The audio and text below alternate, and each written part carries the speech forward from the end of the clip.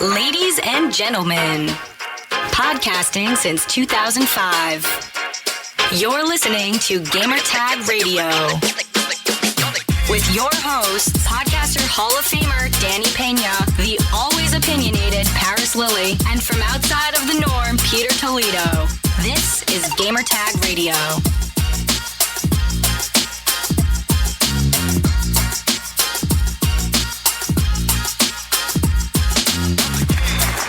Welcome to Gamertag Radio episode 794. Is it 94? We're good, right? Yeah, 94. 794. Wow. I'm telling you, man, it's a lot of numbers, man. After a while, you could get lost. This is Danny speaking, and also joining me for this episode, we have Pete in the house, man. What's up, Pete? Gang, gang. What up? What up, man? What up? How's it been since the release of Blackout, which I know we're going to talk about that in a few minutes. Oh, yeah. It's been fun.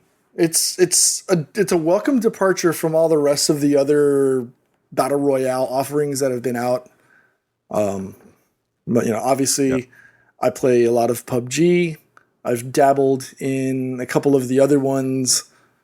But it's surprising though, and I don't know if we just want to jump right into that or if you want to go. No, not yet. But it's I have a couple of things to talk about.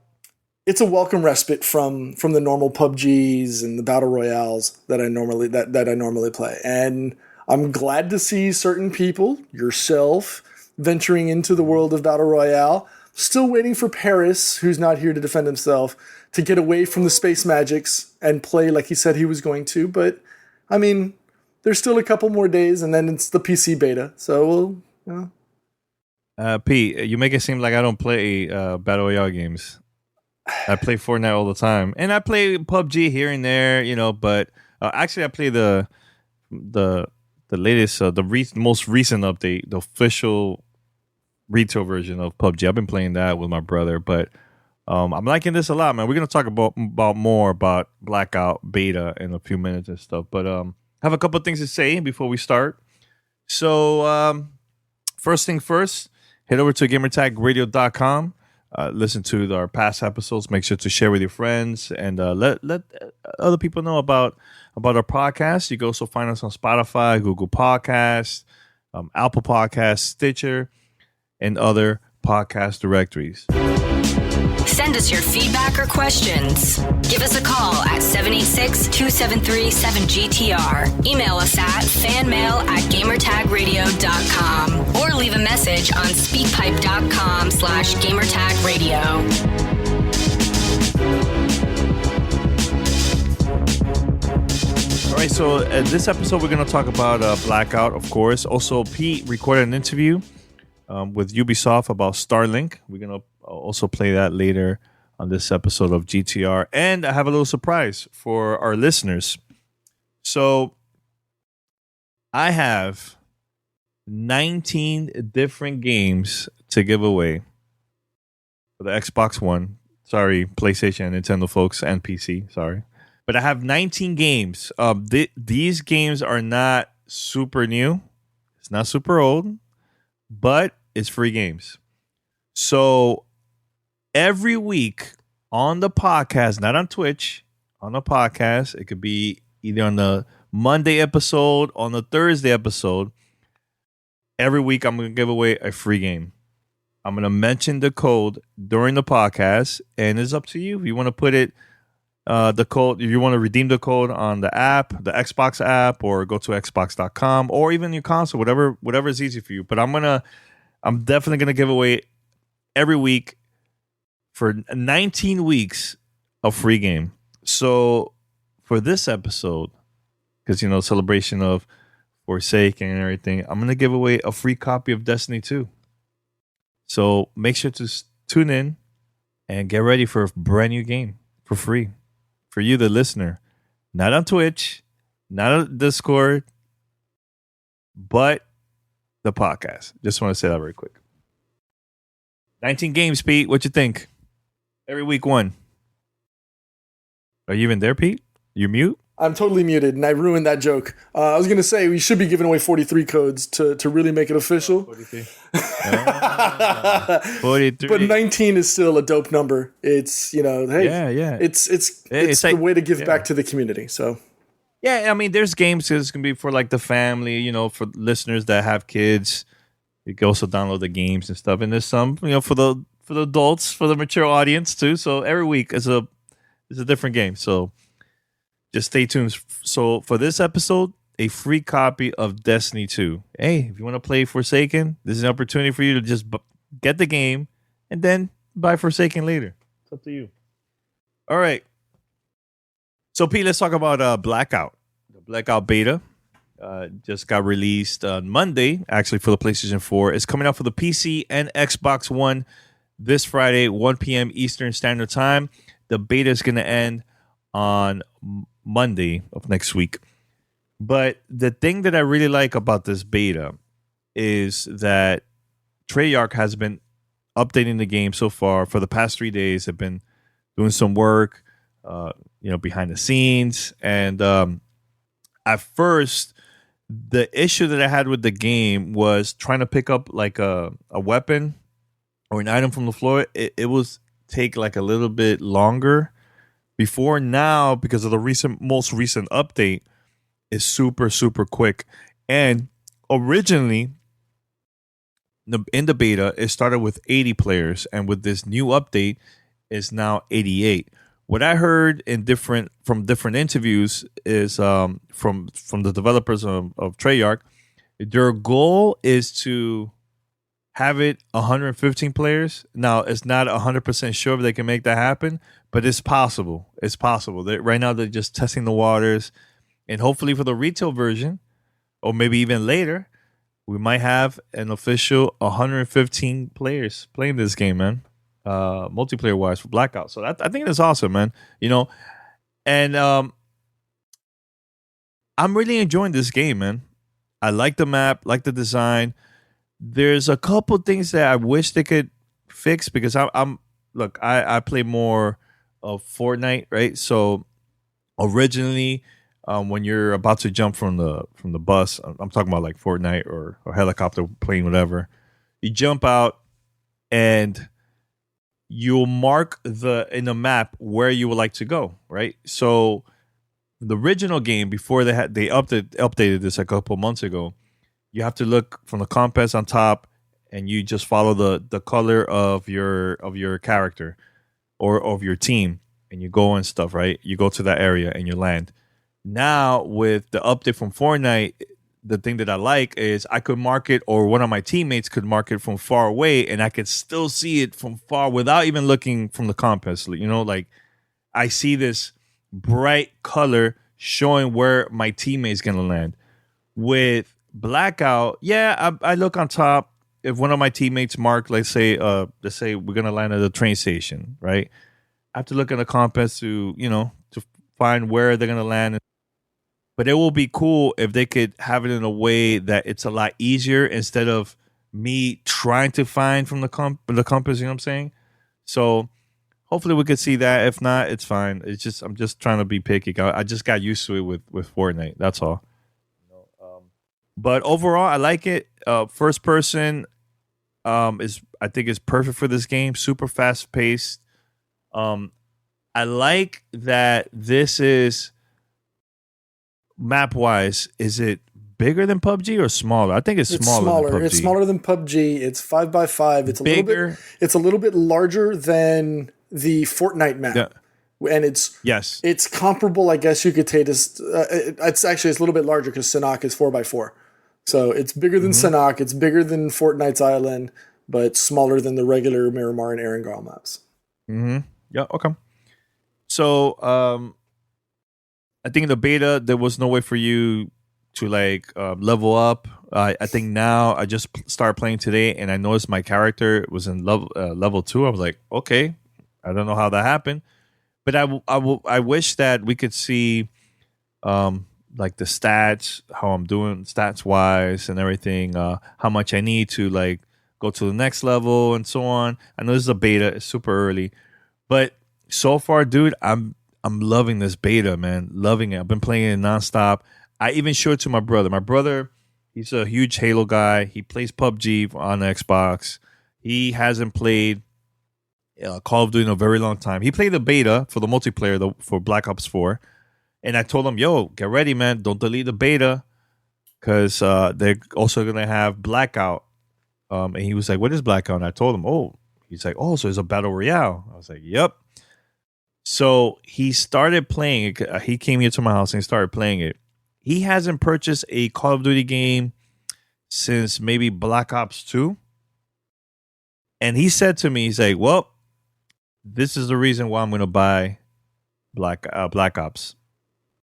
Because of this. This is a whole game changer for the Call of Duty series. And I think it's going to make a lot of people that are fans of Call of Duty, or maybe they stopped playing it for a long time, they're going to come back and start playing it again because of this.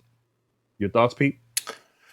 I think it's cool that it's bringing them back because it's not the only person that it's brought back. It's brought back a lot of people that have fallen out of favor with Call of Duty, myself included. It's got me. Mm-hmm. It's got me interested back into the franchise, and I think that's what the franchise, for me personally, needed. Right? The direction that they had been going with 3 different developers all under the same title branch, it kind of franchise fatigue. Right? That's exactly the same thing that we had complained about with other titles, such as Assassin's Creed, which we'll talk about later on in the show. Yeah, Call of Duty is one of those that needed that refresher, but also something new. And because I think people were just getting tired of it. Granted, it's still going to sell like gangbusters on holidays. It's still going to do that. So no matter what, it's still going to make the dollars and cents for Activision. Going back to your light beacons concept. Yes. I think that's a little too flashy and too, like, I get what you're saying. You want to kind of bring your best memories or what you're familiar or comfortable with into Blackout, but I don't think that works simply because you already have light beacons up that signify where the zombies are, and I think that would come. No. This is more for based on your color, and this is more, in my opinion, just to land, not for like to go to like a different area. I'm talking about more for landing purposes. It's a lot quicker, faster, and then once you close to that light beacon, then it will go away. You know what I'm saying?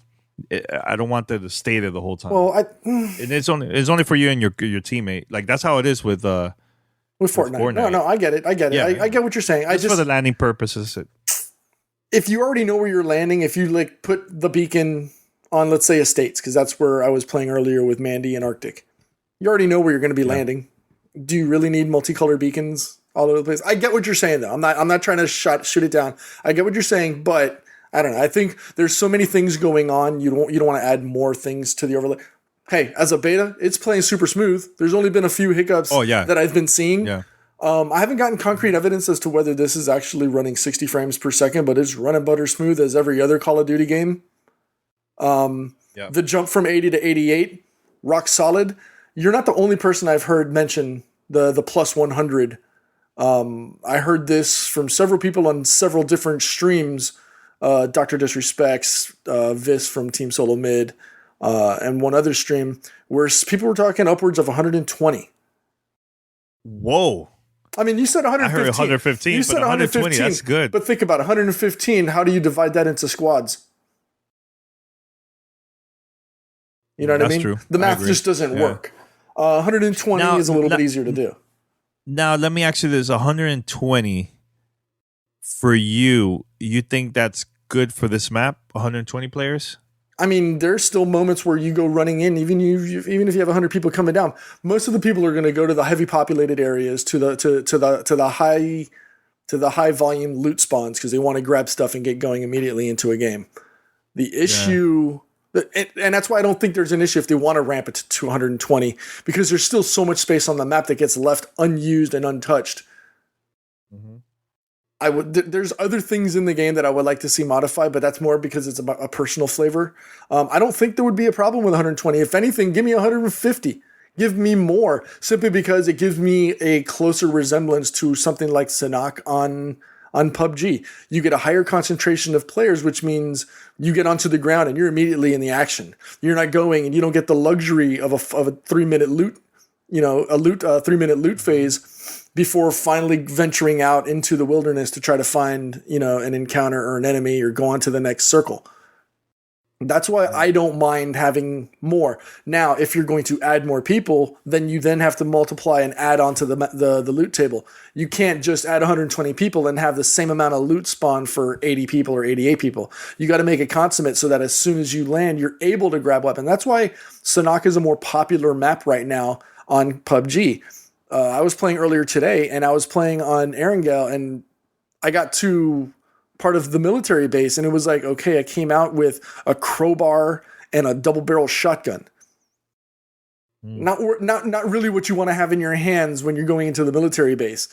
PUBG has been notorious for modifying the loot tables, especially in higher in levels such as melee or the school, so that people stop going there in order to force people to go into other parts of the map. So if you're going to add more people, you have to increase the loot table to allow more people to have more access to more weapons.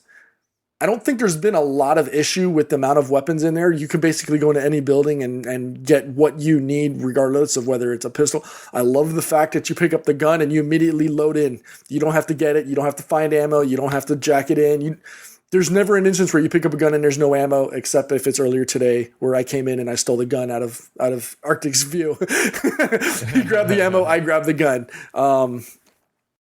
Other than that, though, there's a few things, and I know it's still a beta, so there's still things that are going to be tweaked. I know that things are going to be tweaked over time, and maybe this is more of a frustration for me, and it's why I always played the hardcore mode. But the time to kill, or TTK, is a concern for me. I don't like the fact that, yes, I understand that if they've got armor, you can detect and know that the armor's been knocked off, and you can go back to shooting flesh at that point. But it kind of bothers me that I have to go a clip, sometimes 2, maybe even 3, to get the kill. Yeah, I think a lot of people have been saying this, that armor level 3 way too powerful.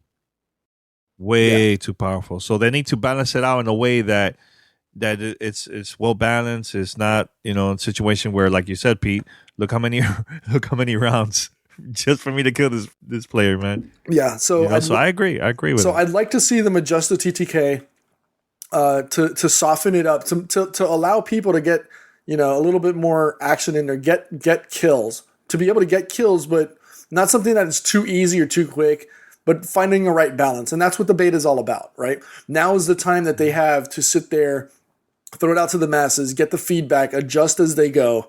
And I mean, some people might even say the res might be too quick too. I don't mind it, seeing as I usually get down because I'm running face first into the action as the meat shield anyways. But I think the res might get adjusted. I know if you try to compare it to, like, let's say PUBG, where I think it's a 5 or 6 second res, where actually, or 10-second res, I'm sorry. Where here it's a 2 seconds. Doesn't matter if you're, if you're as close to death or whatever, it's still a 2-second res. I like the way they threw the perks out there. I like how they're randomly thrown, they're basically just loot out into the game. You find it, you can throw it on there. You're not limited to just what you started with your character as soon as you came into the game. So I like the way they did that. I'm glad that my fear of kill streaks being in the game isn't the thing, right? I know there's been chatter on Reddit and on Twitch and stuff like that of people wanting kill streaks in the game because it increases, basically it increases the violence in the game, for want of a better term. But I think there's enough action in the game that you don't need to push the envelope by adding kill streaks into a battle royale. I think they can for like a special playlist, maybe. You know what I'm saying? Like, I think if there's different playlists, hey, let the player choose and play whatever they want. Like I know today they just added a new one today. What's the name of it? Do you know? I can't remember the playlist. It just launched today for Blackout. But this one, Fast Collapse. Fast Collapse. But let me tell you, the game is super fast. super fast. It's very quick. So that's cool that they added it for the beta. So at least people could see, okay, there's going to be a lot of content coming up for the game. You know, it's not only about like this is it for the retail and we're done. Nah. The cool thing about it, put some playlists. The cool Keep it thing busy, about, man. Well, the cool thing about it is there's still 2 more events that they're planning for the beta alone. Ooh, Yeah, they just haven't mentioned what the other 2 are going to be, and those will probably be dropped. You'll see them more than likely. I'd probably say Friday and maybe Sunday going to Monday, or maybe drop it Friday and Saturday, or just drop Saturday. Yeah, I'd say maybe drop it Friday for the rest of the early access people, so that everybody on PC, Xbox, and PlayStation 4 get to play it for one day, and then drop the last one on Saturday. Mm-hmm. So that so it's open to everybody. I gotta mention this though. This is the part where we were having this discussion, like, oh man, what's gonna happen with the zombies? Remember this, Pete? We were talking about that a couple of days ago. Which one? We were like, oh, what's gonna about the zombies? What's gonna happen? Yeah. So here this thing. So I land to this area, and I looked at the house. I'm like, man, this house looks familiar because I know every design is from past levels, the game, right? So I'm looking at this house. I'm like, man, it looks super familiar. So I go in there and I hear like a weird sound. I wasn't sure if maybe it was somebody running around, right? Yo, and a zombie multiple zombie pops up out of nowhere. Yo, it surprised the crap out of me because I didn't know. This is like my first time playing Blackout and everything. And I'm like, all right, this is dope. I like this, man. There's going to be certain areas where there's going to be zombies. But there's also other areas where you could also open like a special chest, and these chests there's gonna be some powerful weapons, better armor, everything, right? But it's a challenge for you, man. Like if you're doing it solo, you have to be killing a lot of zombies, and once everything is clear, then you have a little bit of time to pick up a weapon and then bounce because more zombies are going to come after like in a few minutes and stuff after that. So that was pretty dope.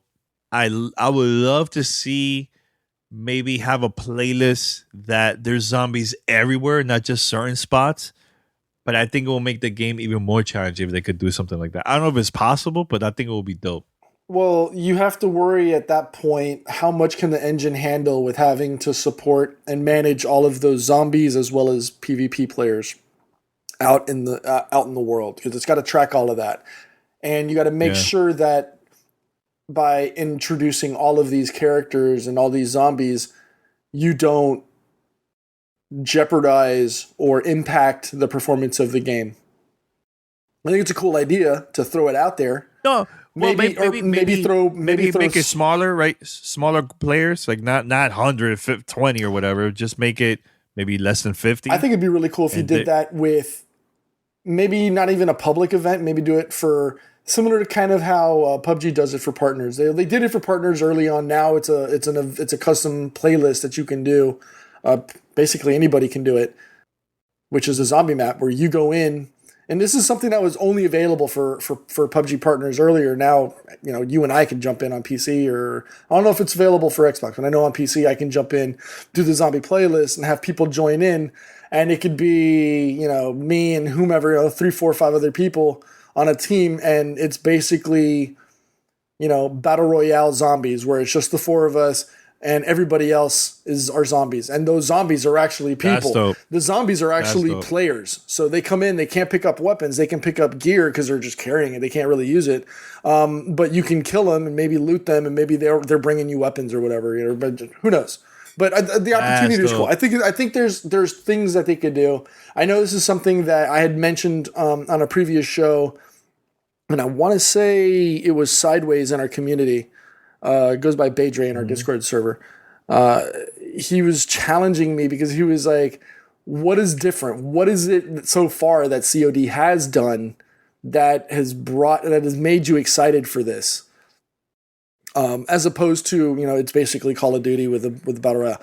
I like the introduction of vehicles. I like the introduction that, the circle isn't, while it does damage you, you can actually catch up to it. It's basically, I was able to run I think when I streamed it on Monday, I was able to run from actually where I ran over Arctic all the way down to Rivertown, and I was able to get almost halfway down, halfway across the island, medding on the run, being able to keep myself alive. Thankfully, I didn't have to encounter anybody until the end there, but I like the way that they're allowing the player to actually play, and they're not in a frantic scramble to loot, or they're in a frantic scramble to heal. You can successfully outrun or at least catch up to the circle, and it gives you enough time to get to the next to the next circle. Mm-hmm. Not to mention the game is butter smooth. The desync issues that are prevalent in PUBG are not there, at least for now. This is still the beta, so who knows what's going to happen come launch when you have, hundreds of thousands of players, millions of players playing on those servers. Yeah. We've seen it before, though. Activision has their bleep straight when it comes down to server access. From a PC perspective, I can't wait to see what the action is going to be like using Battle.net, because it's always provided a rock solid experience for everything else. I mean, they can support League of Legends, they can support everything else. They're just adding one more notch to the belt. Pete, we got to give it to Treyarch, man. This is their first time doing something like this for this amount of players. I know DICE has been doing something like this similar for like other, not Battle Royale, but like for other multiplayer modes and stuff in the past. And they always been doing it for years with 64 players, I believe, right? So this is the first time that we ever seen this for a Call of Duty game. So dude, I think it's top notch, man. I think PUBG is in trouble, in my opinion. I know the hardcore fans is going to stay there for good, right?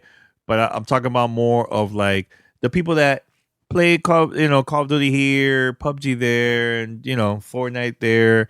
They're not really hardcore, but I think because of this, they probably, especially for the console, because PUBG Xbox is not like the PC, like super fast.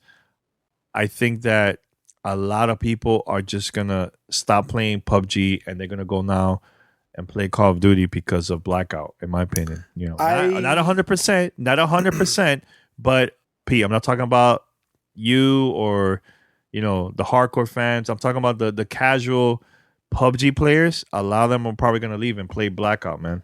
I wasn't disagreeing with you in that there's going to be a drop off. There's going to be a drop off on all BR titles. You're going to see the drop off on Fortnite.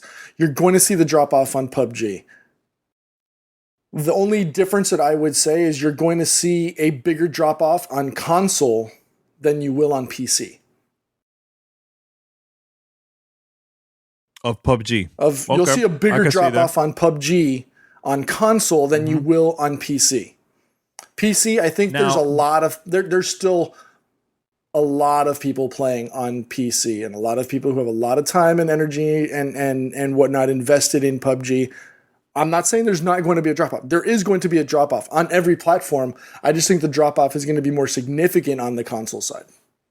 Well, I agree. That part I do agree. Would you consider this as a PUBG killer? I think PUBG's in trouble. I think the killer is already out there. The killer's already, it's known as Fortnite, but it's a different. I don't know what I know. People are going to compare a lot because of the whole battle royale and everything, but it's different. It's a battle royale. You can't think of them as totally disparate game types. Fortnite is battle royale, same as PUBG, same as The Dead, aka Islands of Nine. With your 23 players online, you got more partners than players that play.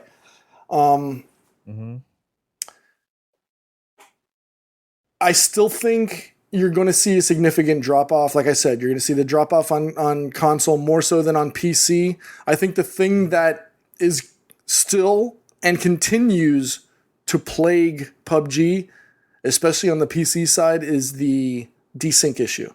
The lag and the performance stuff has improved. They've added a few new wrinkles and twists. They brought in the mutant, two-shot burst AK-47. I played it earlier today. It's actually a really fun gun to shoot. But until they solve for that desync issue, it's going to be a problem. And if I'm not mistaken, I think there might still be that issue on the console version on Xbox One. So until that happens, until that gets corrected, it's going to continue to get that negative stigma. Mm-hmm. Considering that Treyarch was able to drop this beta without the lag and desync issues that are prevalent on other BR titles, and it's not to say that Fortnite is without its issues. It has its issues as well. We always see updates, though. But you hear more about the issues because people are barking more because of PUBG. Because they're right now PUBG is scrambling for second, and you have Brendan Green. He's pooping bricks right now. He's pooping bricks right now because you have to be concerned when a franchise like Call of Duty comes out and essentially drops its cards on the tables, and you're seeing aces and kings in there. You know what I mean? Yeah. They're going all in, and at this point they're showing their cards, and they're like, "This is what we got. Let's see what you got." Yep. They're just going like this, drop the mic, and like, "What's up?" I love PUBG. I love PUBG from a BR fan perspective. There's no mistaking that. You know that they're pooping bricks right now with all of the attention going to them to go into Call of Duty.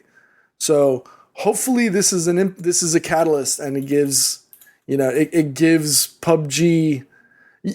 I'm not going to say that they're oblivious to the complaints. They've heard the complaints. Hell, they have a fix.pubg. whatever it is, but they know the issues. I think the only way they're going to successfully fix or solve for all of the issues that they're experiencing is a recode of the game from the ground up. And I don't know if they can do that.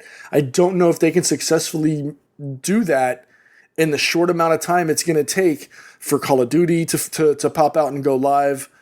We still haven't seen what Battlefields is going to be all about. Now, I'm a little worried. I'm not all that concerned with Battlefield 5, but that's me. I've never been a huge Battlefield fan in and of itself. I was turned off by the beta. I didn't enjoy it. It's already been uninstalled and deleted off my machine. I don't want to play it. Wow. I actually deleted that on Wednesday. Save it for Sunday's episode, because we have to go to the next topic, Pete. But sorry to cut you off. No, that's fine. And I really don't have anything else much to say about that. But I don't think it's going to be as prolific or it's going to be as important as what Call of Duty is doing right now. So we're going to continue here, Gamer Tag Radio, episode 794. But before we continue with a different conversation and everything, I just want to send positive vibes to everybody in the Carolinas with this hurricane. Florence it's about to hit, I think, later on today. Just want to say, be really careful, be safe, be there for your family and friends, neighbor. We need everybody to be safe, man, because hurricanes, no joke. We've been through this many times here in Miami, and it's no joke. Actually, a year ago, there was a hurricane over here, and it was a category 4, and then it went down to 3 by the time it hit us, but it was very, very scary. So just want to say, our thoughts are with everyone over there. Just be safe. That's all I really want to say, because it's super important to me. I want people to be safe, man, because like I said, hurricanes is no joke. But I have an announcement here to make. I'm going to be the social media ambassador for this year's Hispanicize LA that's taking place this October 11th through the 13th. But if you would like to attend this event, I have a 15% discount code that I think you should take advantage of this. And at the same time, we'll hang out over there and everything. It's a really, really cool event. So go to HispaniCizeEvent.com and put this code, Danny PSA. That's Danny PSA. And you will get 15% off, man. That's amazing, man. So, but if there's people out there that don't know about Hispanicize, it's now been going on now for 9 years, and it's the first and largest annual event for Latinx trendsetters, influencers, digital content creation, journalism, marketing, entertainment, tech, and much, much more. You don't want to miss this. This is a really cool event. They're going to have panels. They're going to have a whole bunch of cool events happening during the event from October 11th through the 13th. And yes, I'm going to be there posting stuff through social media. Hopefully I'll record something for the podcast over there too. So once again, go to Hispanicizeevent.com to get your 15% off discount. Just use this code DannyPSA. All right, so it's about that time, y'all. 19 weeks. Every week, we're going to give away a free game. Yes, 19 free games for only Gamertag Radio listeners. You're not going to find us on Twitch, social media, Discord. No, this is only for the podcast. Now, don't know if this code works international. Take advantage, try it to see. But this is the code for a brand new, totally free Destiny 2 game for the Xbox One. Here's the code.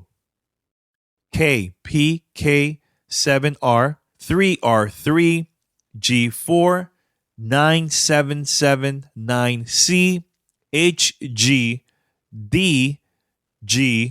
647WJZ. Congratulations, this is a brand new Destiny 2 game for the Xbox One. And if you redeem this code, please do us a favor and hit us up, fanmail@gamertagradio.com. Let us know you got this free game, all right? Just want to give a shout to Microsoft for giving us all these games for the listeners, for the GTR listeners, man. So stay tuned. Next week, we have another game, and I think I'm going to give away a brand new Assassin's Creed Origins next week. So stay tuned. It could be on a Monday. It could be on a Thursday. So your mission is to find the code on the podcast and redeem it as soon as possible before somebody else around the world will redeem it first. All right. So congratulations if you got this free game, and good luck until next time. Let's continue with the show. All right. So we're going to play this interview that was recorded a while back. And this is about Starlink. And P had a great conversation with, who was it? Was it the game director? Matthew Rose, I believe, was the executive producer for Starlink Battle of Atlas. It was a great conversation, not because we were there. Or I was talking to the guy, but it was interesting to start off to basically hear how they came about with the game. Like, I know we had spoken to somebody from one of the developers at E3 about it, but I wanted to go more into depth about why. Where did the impetus for creating a game like this? Because once you play the game, it's completely different from anything I've really played, and it's a total departure from games that I normally play. And I think you played it at E3 as well, Danny. No, I didn't. I just looked Okay. at. Yeah, I'm dying to play it, but I was just seeing people playing it over there, and you were there too. It looks dope, man. It looks the really fact that you can swap out your pilot, your ship, your wings, your weapons in real time, and they activate and you see them on the screen. Like, you actually see things disappear and reappear on your spaceship. Like, based on what based on the mission that you're going into, you can say, okay, well, this one needs more speed and stealth. All right, I can swap out to, let's say, if you're playing on the Switch, you can throw on Fox McCloud, slap on the R-Wing, the R-Wing base, but you can grab, ships and stuff guns or wings from other ships, because they've got a whole collectible line that you can pick and choose from. A lot of cool stuff on that title. So I know there's a couple people in the Discord server that are stoked about it, as am I. I think it's dope. Question. But we're gonna play we're gonna play. What's up with the question? Question. Are you going Switch or Xbox? I'm going Switch, man. Star Fox. That's it. Just with that Star Fox alone, I'm going with Switch. I mean, yeah, it's gonna look good on PlayStation and Xbox, but sorry, man, can't beat the Nintendo franchises, man. With that alone, I'm good. But we're gonna play the interview, and once we come back, we're gonna talk a little bit about Assassin's Creed Odyssey. We'll be right back after this. You're listening to Gamertag Radio.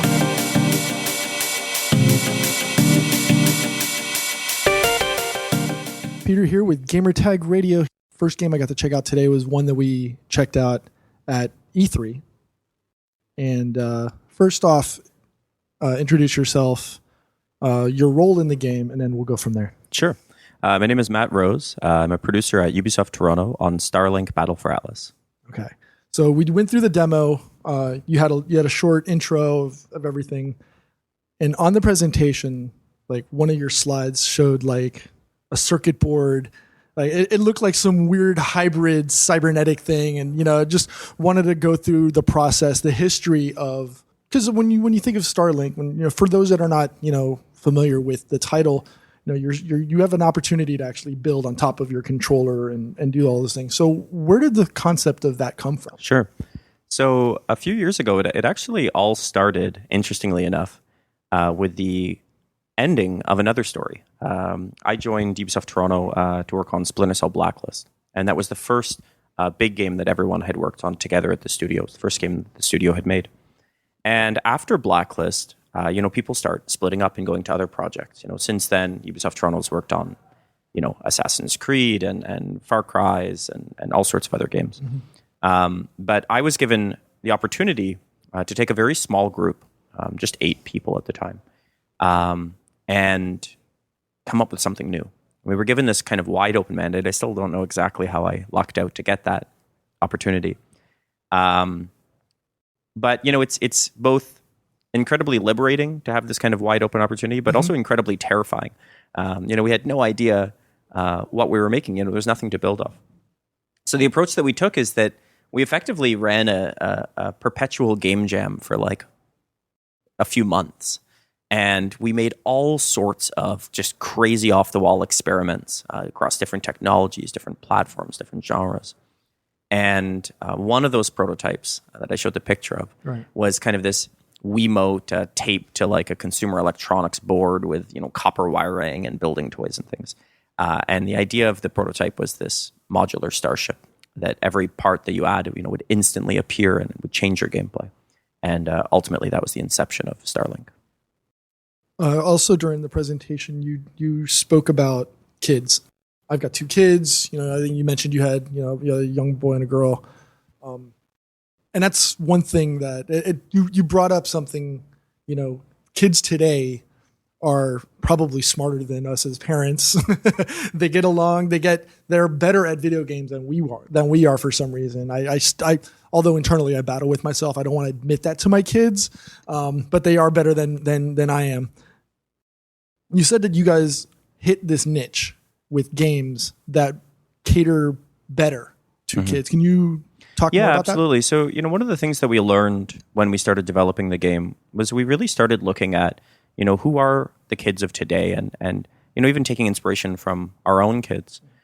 And, what we realized was that kids are far more capable at grasping, deep systems and deep mechanics than people tend to give them credit for. And there's kind of this huge gap between, the traditional kids games that really do an amazing job at, teaching you those first few steps into video games. But then, these days with kids growing up, surrounded by technology, with a generation of gamer parents that are welcoming them and playing together to bring them into the world of video games, they learn so quickly that many of these kids are mastering the current kind of kids games on the market by the time they're, 6, 7, 8 years old. And they're looking for the next big challenge. And there's really not a lot on the market that's appropriate for them that was designed with them in mind. And far too often they're, moving on to games that were never meant for them in the first place. And so we kind of had this suspicion, and the more that we tested with kids, the more we doubled down on that. And even initially we were being too shy on, we've got to make it easier. We've got to do this. We can't have, can't be that hard. And we found it, in fact, it was just the opposite. Kids wanted more depth. They wanted more challenge. They really wanted to lose themselves in this universe and go in and take on these epically difficult challenges and make their own path. And so, I think back to the games of my childhood that weren't shy on challenge and that weren't shy on getting you in. And I look back at them now and I'm like, how the hell did I finish that game back then? But we're really kind of trying to bring that back in a way. And the response from kids and parents has been really, really wonderful. That's one of the things that I really appreciate about a game like this is that it's not catering to a specific genre or catering to a specific age group. It's open-ended in that respect where I can play it as a 44-year-old, but then my 19-year-old I can envision going into because he likes those exploratory type games. And then my 15-year-old daughter will like it because it's got the shooter element and stuff like that. And those are things that bring all of those type of ages. Totally. And my 7-year-old daughter will get into it as well, And that was the thing that we realized is that when we're making an experience that doesn't speak down to kids, that ends up creating an experience that is open and invites in players of a wide range of ages, a very wide audience. And we try to welcome that. We try to do everything we can to let each player play and interact with the game in the way that works best for them. So, we have this really cool modular starship collectible, and it's really magical. And, you see kids like eyes light up, and I say kids, but I also mean like the kid in all of us. And there's a lot of adults that are big collectors and that get into that. But some people, maybe the toy isn't for them, and maybe they don't see themselves interacting with that. But that's totally cool. You can play the whole game digitally. The toys are actually an entirely optional part of that experience. And so for us, it's really finding those paths to welcome as many players as we can into the world of Starlink. I'm glad you brought that up because that was actually going to be one of my next questions. It's not necessary to have the build out, toy component of it. You can play it completely digital. How important was that to not be such a requisite component of the game where you have to build out the little pieces on a controller? Yeah, for us, we really want to celebrate that innovation and let people experience that and have that magic, that kind of instant swapping. And it's really cool. It's really tactile to play with. But, we want to be as player friendly as we can. We never want to have these walls and try to, trap you into buying a thing. That's not our intention at all. So, you can complete the entire game with just the starter pack. Adding more parts to your collection is really giving you more creative options to customize your loadout, to customize your playstyle, to express yourself and how you want to play in the game. It's almost a very simplistic deck building game. You're choosing which pilot, which wings, which weapons, which ship, balancing those trade-offs. And that fully applies to digital versus physical as well. Of like I said, we want people to be able to play the game the way they want to play it. To go in and to collect and to explore, the way that works best for them. So, in other words, I don't have to physically go out and buy the toy component of it. I can select them from the digital marketplace and say, okay, I want to have the ultralight, speeder type, and then I can just select those in and out. How do you defend or how do you protect yourselves from a DRM component then? How does one, because I'm just wondering as a consumer and as, I work in finance on the side, or actually as my full-time gig. And so the question being, if I have, let's say I buy the game with the toy, with the little component parts of it, and my son buys it digitally, can he take those pieces and put them on his controller without ever having bought the DRM? Absolutely. Absolutely. And in fact, when you connect a toy, it will unlock a digital version of itself for 7 days.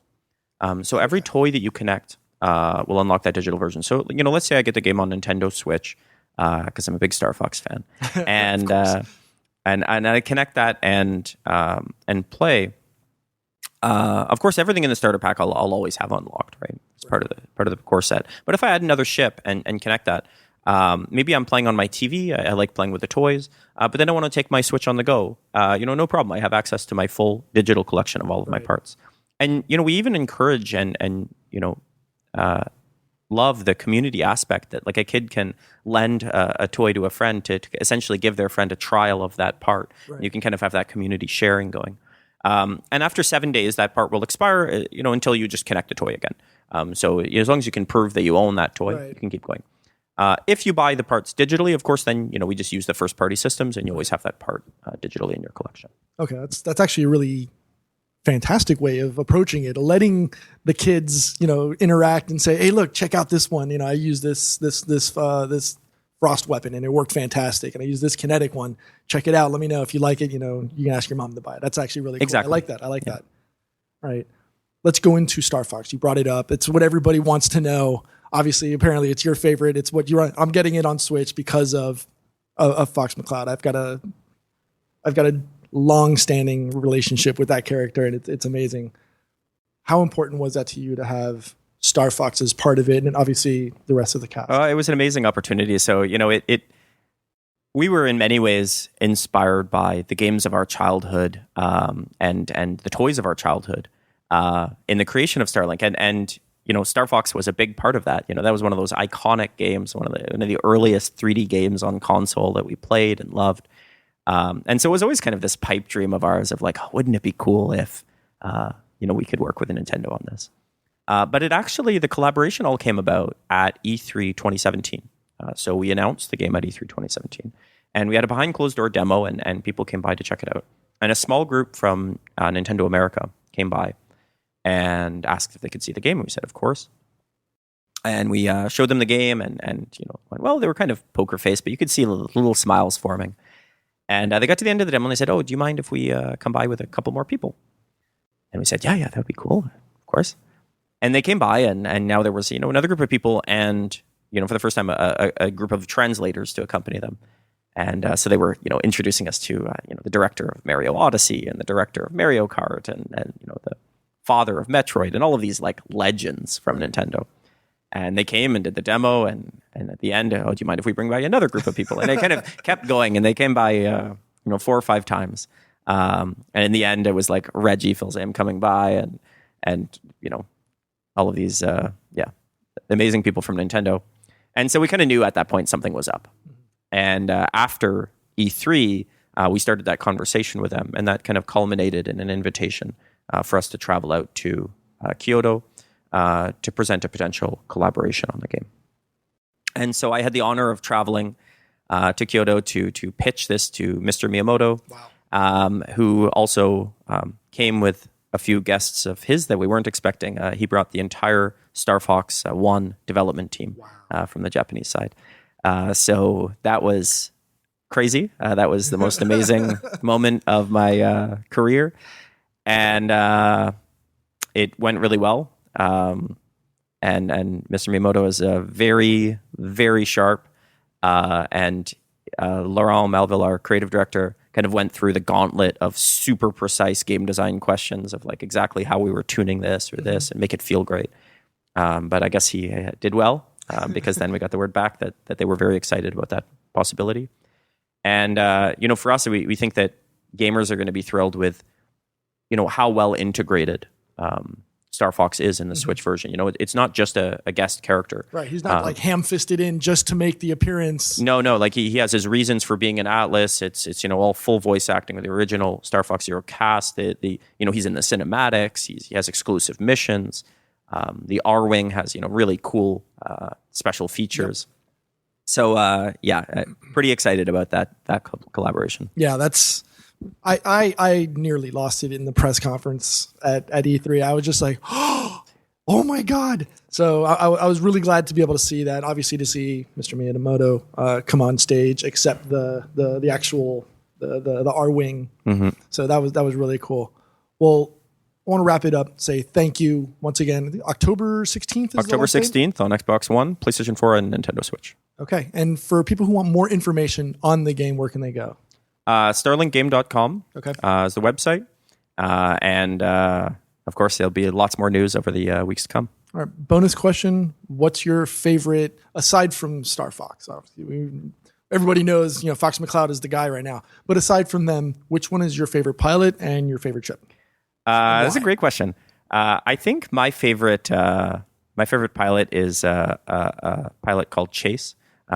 Chase is a kind of a racer from Brazil. And she was one of the first characters that we really locked down the design of. And, she's all about speed, but in many ways, she's also kind of the heart of the team. And she believes so much in all of her teammates and always kind of backing people up. So I really like Chase. And as far as Starship,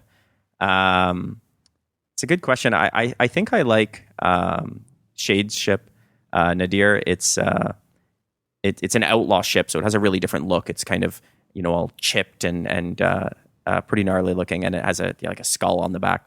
And my favorite part of it is the sound. It has this kind of deep like motorcycle rumble as you're flying that around. It's pretty wicked. Mine is Judge. Oh yeah, simply because I love the time component, the time control component of it. And then the ship, I can't remember the name of it. It's the red one. It's a light one. It's called Pulse. Pulse. Yeah. Okay, yeah. Because that's Chase's ship. Yeah, that's a wicked ship. It's very fast. And it was funny. I was doing the gameplay, and the guy's like, "What are you doing?" I'm like, "Well, I like the maneuverability of it, but I wanted to add more. So I actually put a double wing. On it, so it was ultralight, but the added weight of it gave it the bulkiness of it. And he was just like, yo, that's pretty interesting. Yeah, totally. He's like, I'm going to have to start doing that on my next gameplay. Yeah. So it was really cool. Yeah, I love seeing how people, make builds and share their favorite configuration, share their favorite things. Yeah, it's a big part of it. That's one thing I didn't realize, I guess, from the E3 build was that you could stack the wings on top of each other to make more customizable your gameplay experience. And it's actually really interesting. It's one of the differences between how kids play the game and how adults play the game. And we see a lot of creative building on the kid side, where they'll use the building to solve problems. So, we've seen things like there was a little girl in one of the playtests recently that there was these enemies that she was like kind of afraid of, and they were really scary, but she had to defeat them. And so she found like a big boulder in the game, and she went and hid behind it. And she put out horizontal wings and then stacked vertical wings on top of that to build like a really high build, so that her weapons were like over top of the boulder. And she hid behind this rock, firing down at the enemy, taking them out. It's like, I love that stuff. It's the best. That's pretty ingenious. You got to give it to him. Well, thank you once again, Matt, for so much your time, and good luck on the game. Excellent. Thank you. Thank you. This is Gamertag Radio. Voicemail at 786-2737-GTR. All right, Pete. So let me ask you: you got to play Assassin's Creed at E3 or no? I did not get to play it at E3, but I did get Gamescom? I did get to play it. I didn't play it at Gamescom either. Actually, wait, no, that's right. I was at the pre-Gamescom event. Yes, I did get to play it there. I spent about an hour playing Assassin's Creed. I think I told this story already on the show once. But the part that we were in, we were going into this island, right? And it was surrounded by I think they were Amazon warriors. And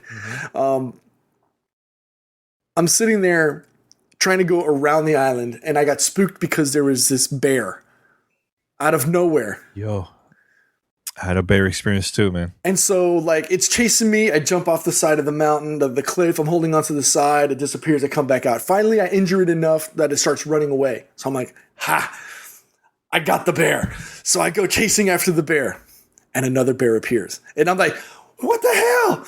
And the developers... Like, what you hurt my homie, man? The developers are behind me, and they're cracking up. And I'm like, dude, what's with all the bears? So I finally kill that bear. I go back, I kill the second bear, and they're like, all right, so here's where you have to go through this level. You have to get down to that cave. I'm like, all right. I get down to the cave. I kill the guards blocking it. I go into the cave. 2 bears. Oh my God. And I yelled out. They were ready for Pete, man. I yelled out, what's with all the bleeping bears? And the developers are cracking up because this entire time they see me over my shoulder. They're there watching me arguing and fighting the bears. And they're like, he's got more bears. He just don't know it. That's dope.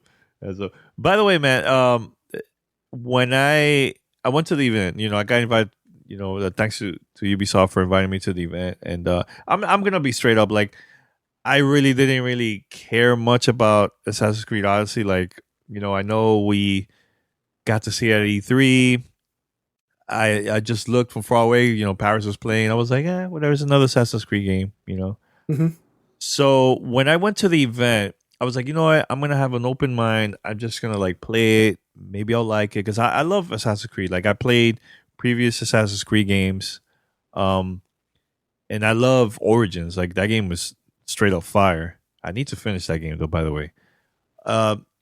So I started playing it, and they had a presentation like, okay, you could choose a male character or female character. You choose. So the presentation that they were showing like, in the game, depends on your choices that you make when you have a conversation with someone.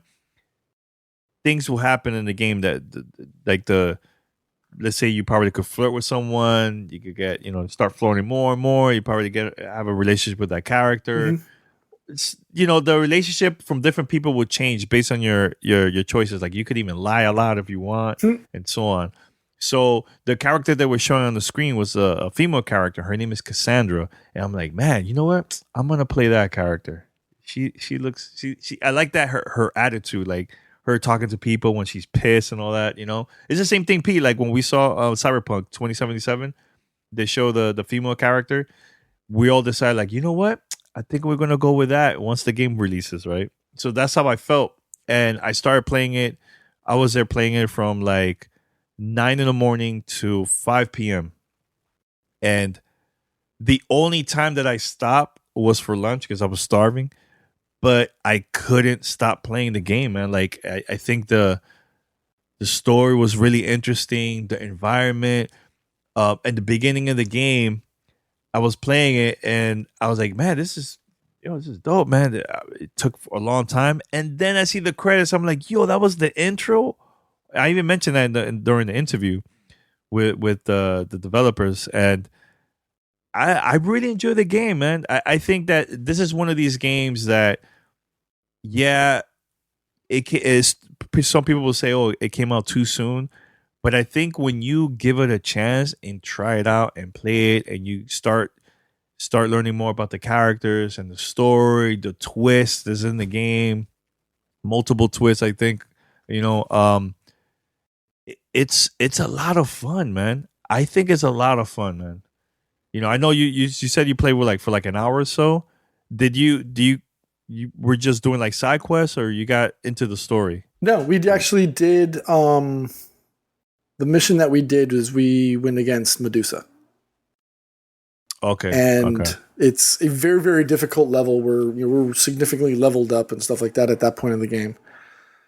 I don't know if it's franchise fatigue coming back, but I am still of the posture that too soon. But here's the thing: the game was developed for 3 years. If this game would have come out, if the game would have come out next year, let's just say not this year, they worked on it for 3+ years, and the version I played, straight up polished, no bugs that I've seen. Everything was good. It's a lot of fun. So what's the difference? Just because it just got released back to back, you know what I'm saying? Like if it's exactly the reason. Like, that's exactly why. But the thing is, if the game was developed, let's say 2 years, and it got released right away, then I'll be like, way too soon. But the first thing I asked them, how long you guys been working on this game? Over 3 years. So I was like, okay, all right. So they learned from the last game. They added some elements from Origin, some from Black Flag in there. Because there's also you could also choose boats and have boats battles and all that stuff. So same thing like Black Flag, Pete. I think it's fun. Now, is it game of the year type thing? Like, oh man, groundbreaking? No, but I think that if you're a fan of Assassin's Creed, I think you're gonna enjoy the game. You're gonna like it. I had a great time, So, and I know it's different than previous Assassin's Creed, right, Pete? Because of the time that not the time, but the era where they're at right now in the game is different. Battle wise, how do you feel about like the way how you fight the enemies and all that? I don't think there's a lot of difference between whether you're playing in Origins or you're playing in Odyssey. My core complaint is, and I understand that it was developed for 3 years, almost basically in parallel with Origins, but I still think that they could have waited. Even if it's 1 year, allows them to do more polish. And I think I've said this on other shows. They could have added more content within ancient Egypt to span out throughout the time. Honestly, you give me every 2 years and I'm okay with it. There's no reason for them to have dropped a year back to back and now going back to having another gap year between titles. Here's what this is my theory. This is not like 100%. This is my theory, what I think. This year is all about, like holiday season wise, is all about Assassin's Creed, right? Early next year, The Division 2.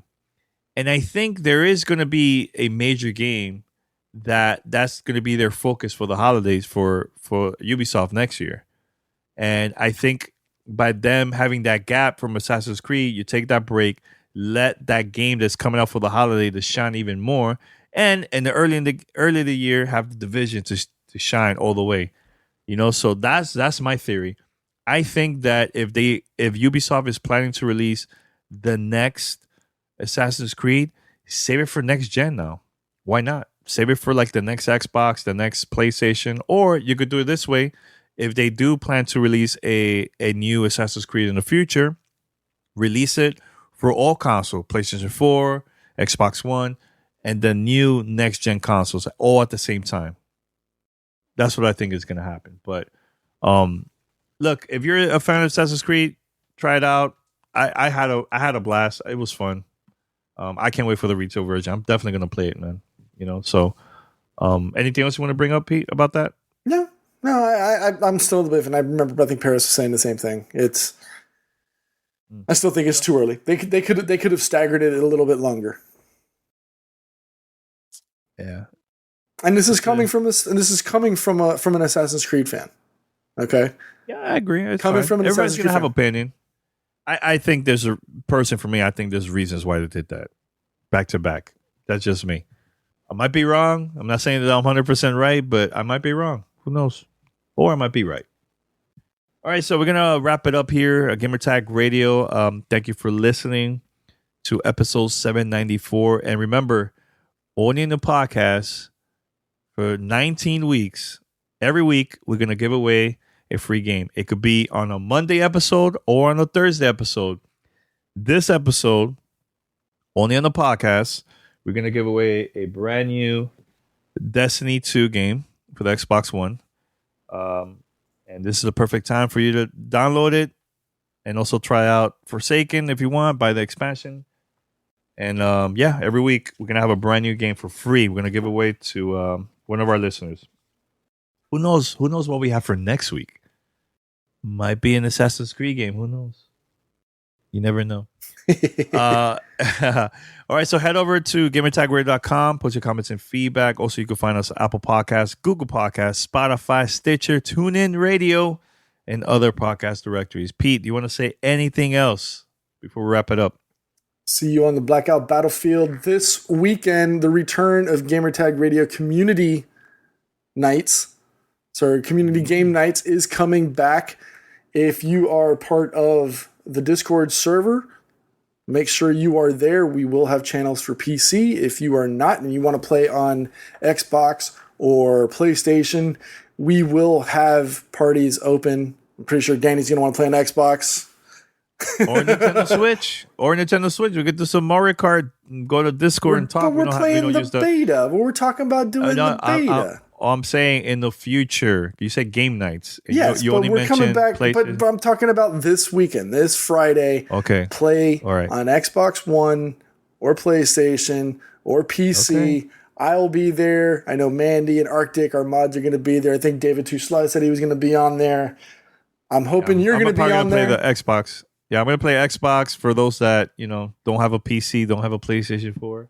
I'll play that. But yeah, we will be doing that, and hopefully we do more. Hopefully it's not just a one and done. Hopefully we can do more, community game nights. It's something that we always enjoyed doing whether I remember one of my first ones with you guys was doing Halo and doing the custom Forge maps. Those were stupid fun. That was fun. Those are mad fun. A lot of fun. Yeah, so we'll do some of those. I remember us doing Ghost Recon, Advanced Warfighter. I remember having to go out and go to a GameStop and buy the disc for $1 just to come back and join in on the fun. But yeah, we'll be doing it.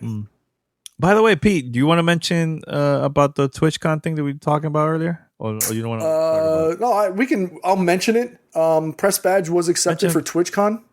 So right. It's not on there now. Pete Rock. So yeah,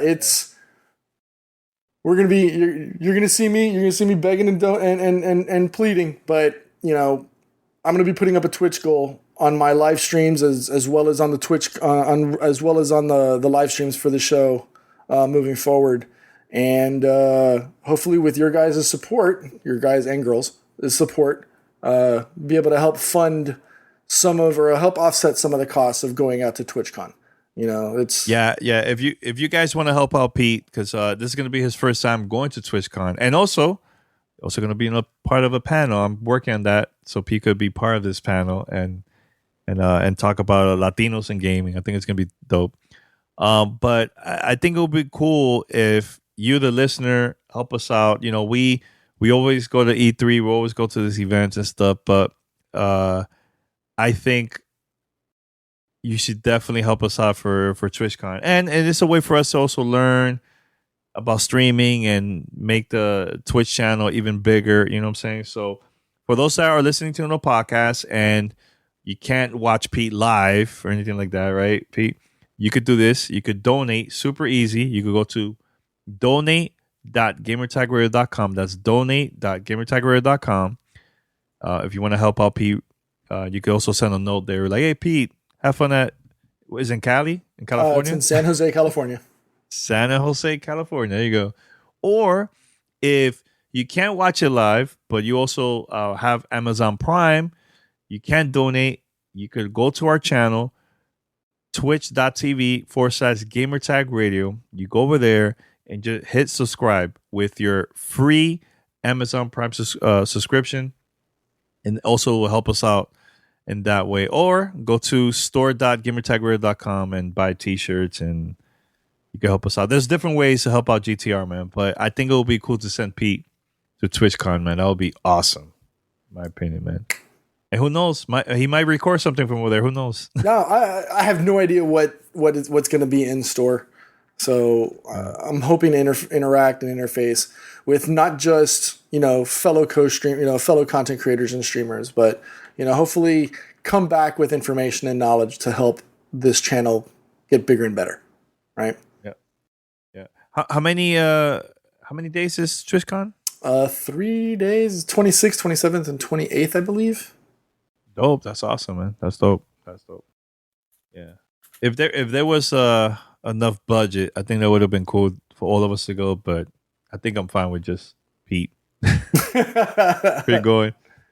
I think it'll be fun. But yeah, please help us out, and Pete will give you more details about when he's gonna post the what is it the goal? It's a Twitch goal? it's a goal, right? It's a donation goal. It'll be up every time you see me on the stream, whether it's the live streams like this or Let's Play. So you'll probably see it this Friday coming up on the PC beta for Blackout.